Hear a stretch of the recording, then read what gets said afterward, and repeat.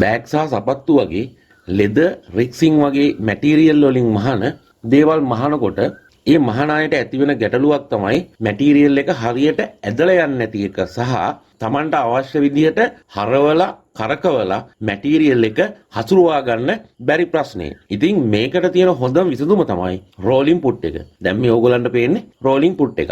ඒ වගේම මේ rolling put එක පෝස්ට් බෙඩ් මැෂින් වලට සහ අපි සාමාන්‍යයෙන් ගෙවල් වල පාවිච්චි කරන ඉන්ඩස්ට්‍රියල් හයි ස්පීඩ් සිංගල් නීඩල් මැෂින් එකටත් හයි කරන්න පුළුවන්. ඔයාගේ මැෂින් එක නෝමල් හයි ස්පීඩ් මැෂින් එකක් නම් ඒක සිංගර්ද, සෝජිද, ජැක්ද, බ්‍රදර්ද, ෆැබ්ද කියන එක අදාළ වෙන්නේ නැහැ. ඕනම බ්‍රෑන්ඩ් නේම් එකකින් ආපු හයි ස්පීඩ් මැෂින් එකට මේ රෝලින් පුට් එක හයි කරන්න පුළුවන්. මේක ඔයාට තියෙන වාසිය තමයි ටෙප්ලොන් පුට් එකක් දැම්මත් පොඩ්ඩක් ඇදලා යන්න සපෝට් එකක් තියෙනවා මිසක් හරවලා ගන්න තැන් එජ් එකක් වගේ එකක් අන්න ඒ වගේ තැන් වලදී මහන්න අමාරුයිනේ. රෝලින් පුට් එක දාගත්තට පස්සේ කිසිම ගැටලුවක් නැතුව ඔයාට අවශ්‍ය විදිහට හරවලා නමලා කරලා මහන්න පුළුවන්. උදාහරණයක් කියන්නද? සපත්තුවක් සෙරෙප්පුවක් වගේ එකක අයිනෙන් වටේ මහගෙන යන්න ඕනේ. ටෙප්ලොන් පුට් එකක් තිබුණා වුණත්, වන් සයිඩ් පුට් එකක් තිබුණා වුණත්, ගේජ් පුට් එකක් තිබුණා වුණත් ඔයාට ඔයා මහගෙන යන ලයින් එක හරියට පේන්නේ නැහනේ. ඊට අමතරව ඔයාට අවශ්‍ය විදිහට කරකවලා හසුරුව ගන්න බෑනේ. අන්න ඒ ප්‍රශ්නෙට විසඳුම